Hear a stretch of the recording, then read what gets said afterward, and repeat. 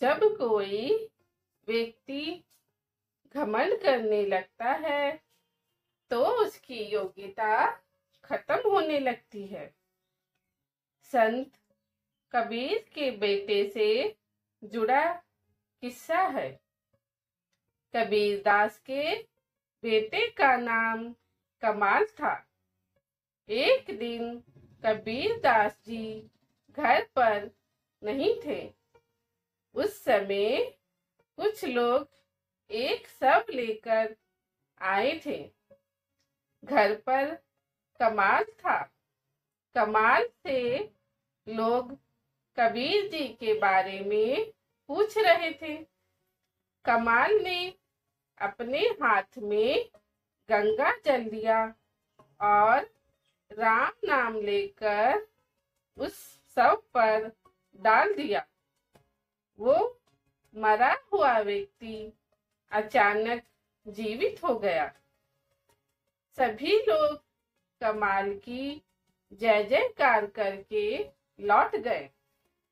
जब कबीरदास जी घर वापस आए तो कमाल ने पूरी घटना बता दी। ये बातें सुनकर कबीरदास जी बहुत हैरान थे।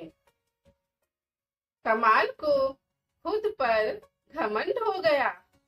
उसने कहा कि आप कहीं तीर्थ यात्रा पर जाना चाहते थे तो आप जा सकते हैं।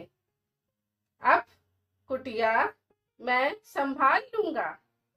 कबीरदास जी समझ गए कि कमाल ने जो तप किया है उसका इसे घमंड हो गया है।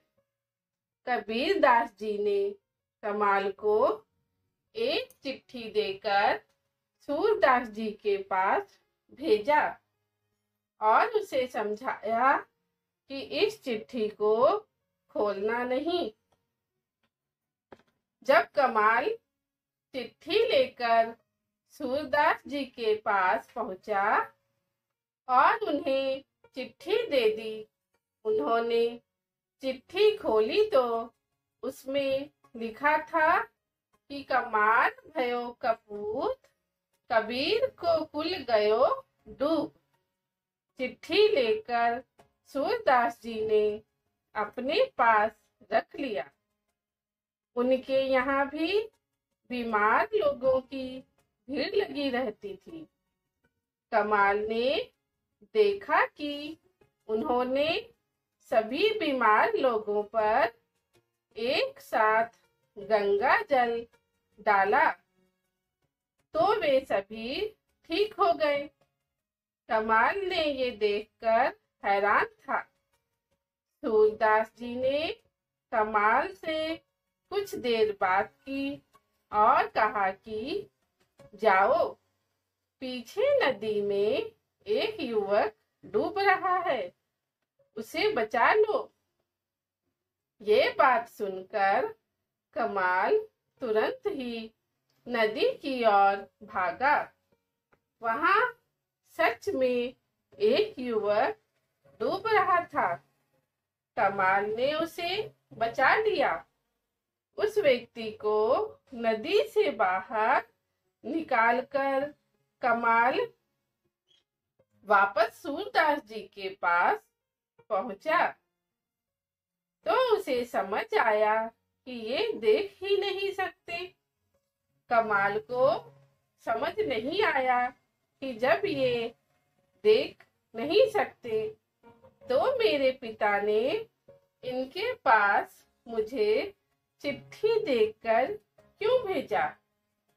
कुछ देर बाद कमाल को समझ आ गया कि मेरे पिता ने मेरा घमंड दूर करने के लिए मुझे इनके पास भेजा है।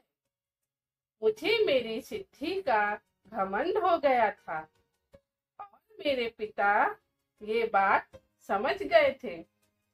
सिद्धियां तो कई लोगों के पास है, लेकिन कोई भी इनका घमंड नहीं करता है और इनका गलत उपयोग नहीं करता है। ये बात समझ आने के बाद कमाल ने भी अपना घमंड छोड़ने का संकल्प लिया।